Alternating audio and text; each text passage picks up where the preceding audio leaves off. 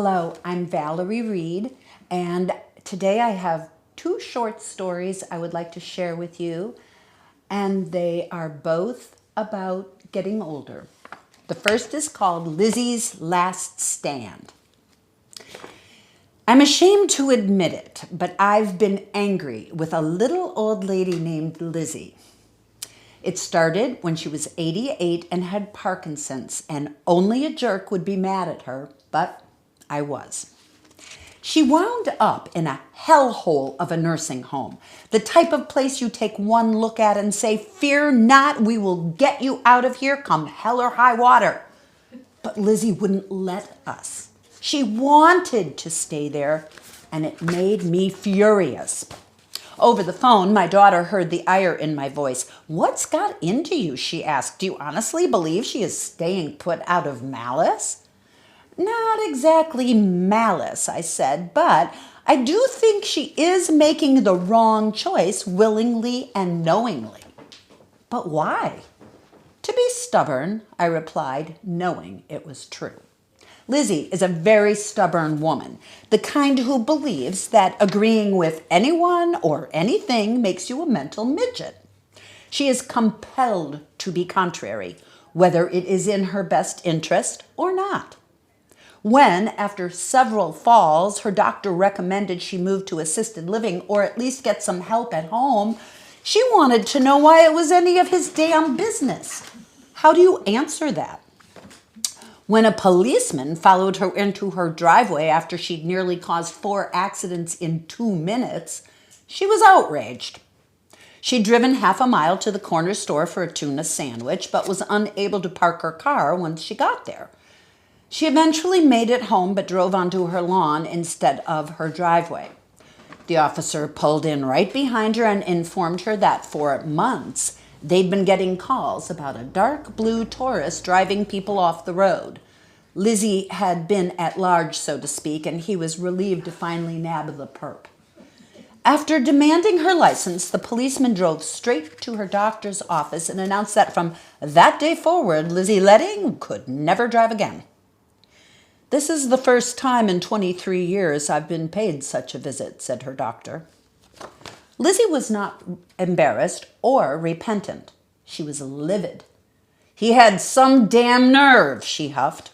So yes, I could see where Lizzie might choose to stay in that ghastly nursing home where her roommate screamed all night and both ladies shared a bathroom with a little old man, just to be obstinate. Lizzie was born in 1927 and is the aunt of my ex-husband and the great aunt of my 3 children. When she turned 80, she was diagnosed with Parkinson's. It progressed very slowly at first, but when she started nearing 90, the deterioration accelerated. The 5th and final stage of this incurable disease finds most people bed or wheelchair bound. Lizzie was in stage 4, heading into stage 5, when she landed in that horrible facility. Besides the characteristic shaking and swaying, her strength was nearly gone, and although she could still walk very slowly with the aid of a walker, she needed help showering, dressing, and even getting in and out of bed. For a long time, she would admit none of this. We watched her pitch and sway, lifted her legs for her to get into a car, and noticed she could no longer open a bottle of anything. But any expression of concern was viewed as an affront. She refused to use even a cane, let alone a walker. She was still doing laundry in her basement and sleeping in her 2nd floor bedroom. It must have taken her forever to climb all those stairs. But all of our efforts or offers to do her laundry or move her bedroom downstairs were rebuffed, as were the arms we offered when we took her out to lunch or to the market. Folks glared at us as though we were thoughtless louts who didn't think to lend a swinging old woman a hand, but when we did, she would push it away. Vexing as that was, I understood, and I could even admire her grit, because the moment she acknowledged her limitations would be the beginning of the end. That moment came, of course, but not until she had fallen enough times that the medical world took it out of our hands. Parkinson's disease causes, in addition to muscle death, shocking dips in blood pressure leading to falls. So Lizzie fell one day and wound up in the hospital. To our horror, they sent her home later that night, and first thing in the morning she fell again. She was found on the kitchen floor and insisted she did not fall either time. She was resting. Against her will, I brought her to her doctor, and that was the day he tried to reason with her, told her that the next time she fell, she might break her hip or her neck. "And it's my own damn business if I do," was her response. She was furious with us when we brought in household help. We started with 12 hours a week, but she complained so bitterly that we dropped one visit. Every conversation we had began with her stating that she really shouldn't be talking to us because of what we had done. "What is it we have done, Lizzie? Got you some help?" "That too," she answered. We had also finally managed to bring her bedroom downstairs so she could live on one floor. But we had been asking to do it for a full year, but then we stopped asking and just did it. Damn the torpedoes. She hated everything about it. The mattress was too high, then too low. She was too close to the window. She couldn't find her clothes. We bought her a commode she wouldn't use, a shower seat she would, and a walker she wouldn't even look at. We endured her fuming, but I'll be honest, it was making me a little mad. When Lizzie fell again, she was taken once more by ambulance to the ER, and this time, thank God, they admitted her. Her blood pressure was 70/39. On the fourth day, we were all set to come get her, but at the last minute, they transported her to a rehab center instead. We could have wept with relief. After all, how could she come home? She would need round-the-clock care. The day before she fell, I had apologetically told the home health care people that the 3 shifts would now be dropped to 2 because Lizzie regarded our getting her help in her home as a dirty trick and said that $22 is an awful lot to pay for a babysitter. So there she was, in that wretched nursing home, sitting in a chair all day where she ate each of her questionable meals while the TV blared a bunch of nonsense. This tiny little room with its tiny little closet, 2 hospital beds covered in threadbare sheets, and a common bathroom cost a staggering $9,000 a month. We were frantic to move her. We called many assisted living homes and found one, the nicest, actually had an apartment available. This was a private apartment with her own bathroom to be furnished with her own belongings. And it would cost half the price. We took her to see the place, fully expecting her delight and gratitude. "It's morbid," she said. "Why does it have to be brown and green?" Back she went to the dreadful nursing home she clearly yet unfathomably preferred. And that's when I was furious. How could she? How could she refuse a living situation so astoundingly preferable? How could she who made us drink tea in the dark because lights were too extravagant, throw thousands of dollars of her hard-earned money out the window every month? Granted, she loved to say no, but this was too much. That's when I realized she finally knew. She had finally acknowledged her condition, not to us, never to us, but to herself. She wasn't just contrary and obstinate. She was afraid. She had been frightened all along, and here in that ghastly nursing home, she finally felt safe. And the truth is, my anger at Lizzie was simple frustration. It's the discouragement one feels when her best efforts are thwarted and reason does not prevail. Like I was dealing with an uncooperative toddler again, or defiant teenager. No matter how much sense I made, how sound and loving my advice, "You can't make me," was what I heard back. But even more than frustrated, I've been scared and sorry and sad for her and for us. I've been scared to watch her get worse, to see her maybe spend her last precious days lying in bed like my own mother. And I've been scared to think that this might be me in another 20 years and my loved ones would have such pain to bear. I am sorry that she couldn't stay in the home she retired to a lovely colonial paid for by her years of professional office work. I am sorry Parkinson's has no cure and she was condemned to deteriorate instead of gently grow old and pass on. I'm sorry that those of us who are so lucky to grow old before we die may pay a fearsome price for the privilege. And I'm sad that her good days and our good days with her are ending. And I am sad to have to face once again the fact that all our days are ending, that we don't have one another forever. But I'm still angry. I'm angry that Lizzie had to pay tens of thousands of dollars because one of her 4 nights in the hospital was labeled observation, not inpatient. I'm angry that a shared room, a shared toilet in a nightmarish nursing home cost anyone $300 a day. And I'm angry that no one can see the child she was, the beautiful young woman, the proud professional, the caregiver she was to her own dying parents, sister, and niece. I'm angry that a logical mind can't stay logical. And I'm angry that Lizzie had to be scared, sorry, and sad, and probably mad as hell. And I'm angry at myself for ever feeling angry at her. This has been Lizzie's last stand, a final valiant fight to remain and retain herself, to stay Lizzie before she was robbed of that right forever. So I keep an old snapshot of her on my desk, a beaming young woman of 21, fresh-faced and starry-eyed with all of life ahead, to remind myself that this frail, diminished woman is and always has been that girl. One day, Lizzie picked up the phone in the nursing home and called to say that she'd been thinking about it and maybe she should go to Harmony Common.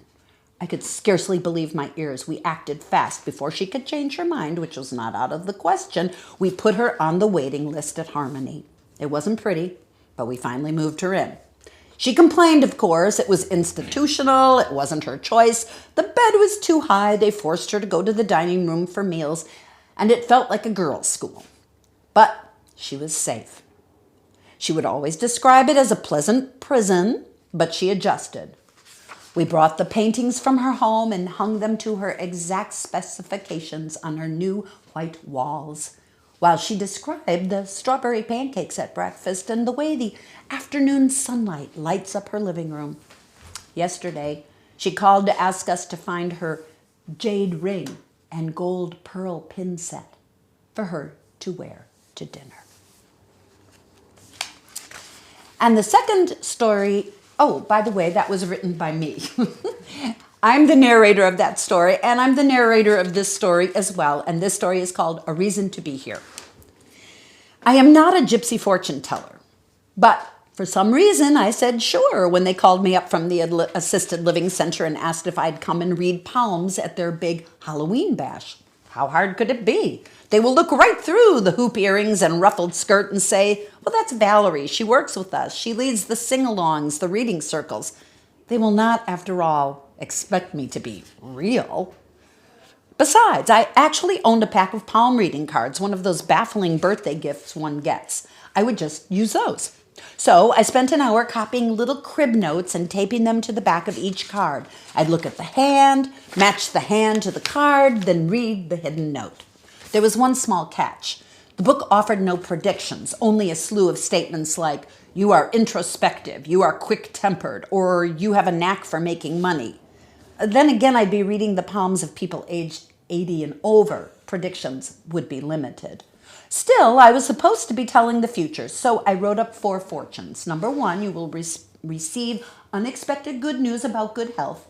Number 2, someone you worry about will have a dramatic change for the better. Number 3, something you did years ago will soon bring favorable results. And number 4, there's a challenge ahead you will sail smoothly through.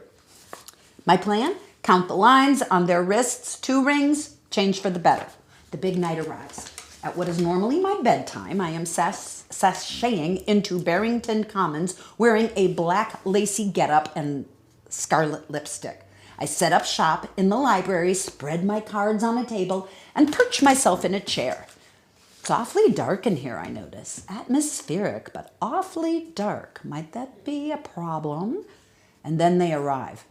40 or 50 of them. These are not my residents. These are staffs and guests. They think I'm real. People everywhere, packing the room, lining the hall. I take the first palm in my hand. I see nary a line. I barely see the notes on the little card. What am I doing here? I persevere, one after the other. I hold hands and tell people they are introspective or quick to anger or good with money. Some nod and smile, but mostly they look puzzled, or worse yet, they say, no. I glance at my watch. Surely the hour is almost up. There are 40 minutes and over half the crowd to go. My black lace is stuck to my armpits. My clever little notes have become ridiculous. If anyone were listening closely, they would catch on. Hey, they'd shout. She's saying the same thing over and over. She's no gypsy fortune teller. She's a big fat phony. Why do I do these things to myself? I am grabbing cards willy-nilly, helter-skelter, pretending they correspond to all those lifelines I cannot see. One solution remains: make stuff up. Down sits a young woman in her early 20s. Yes, options abound. I take her hand. She is all ears and no dummy. You will have only one husband, I decide. Good, she nods, leaning closer. And 2 children, a boy and a girl. She's thrilled. Yes, and they will be athletic and musical. Yep, this is working. I'm still sweating and wearing my shoulders around my ears, but I know I'll survive. They keep coming and I keep lying, and then with only 5 miserable minutes left, I spot my last client. Now that the crowd has thinned, I realize she's been there waiting patiently in a corner. She is 80 plus with soft white hair and powder blue eyes. I take her delicate hand and begin. I reach for the card that says she should trust her feelings, not second guess herself. She listens politely for a minute or 2, and then she can't stand it. There's something she has to know. I wonder, she pauses. Oh, maybe this is silly, so silly at my age, but I wonder, she leans in closer. Do you see anything in there about love? Well, I say, let's see. I peer into her palm. I think I know what I'm doing here. Yes, I tell her. Oh, yes, definitely. She is timid, so I am careful. I don't want to say the wrong thing, but I sense immense importance here, so I ask her point blank, are you wondering about love in general, or do you have someone special in mind? Her powder blue eyes turn to star sapphires, and I see a young girl before me. Yes, someone special. I see him every day, and I just can't explain it. I'm overcome with love. Love it as real, more real as any I have ever felt. I'm young again, alive, on fire. I may not be a gypsy fortune teller, but this I know about. Yes, I say, and each new day is exciting, and you can't wait to get up because you know you will see him, and maybe today, yes, maybe today, she says, maybe today we will talk. Maybe today he will look at me and feel it too. Does he know you feel this way? No, she admits, not yet. I think maybe it's silly to feel this way at my age. No, I say, not silly, not remotely silly. Love is always good, no matter what the age. Yes, she beams, like a gift. It feels like a gift from God. Now I'm the real thing, an imposter no more. That is precisely what it is, I say with authority. Believe it. Her joy shimmers. That's how it feels, she says. I really think it is, heaven sent. Besides, I remind her, the cards say you are not to second guess yourself, remember? Trust your feelings. On and on we talk. I was free to leave 20 minutes earlier, but who's counting? This is why I'm here. To read the future by the light of her eyes. To claim the promise in tomorrow. And it all feels like a gift, by golly. The odd invitation, the deck of cards in my drawer, the mob of strangers in a room too dark to see. A gift from God intended for us both. And a very good reason to be here.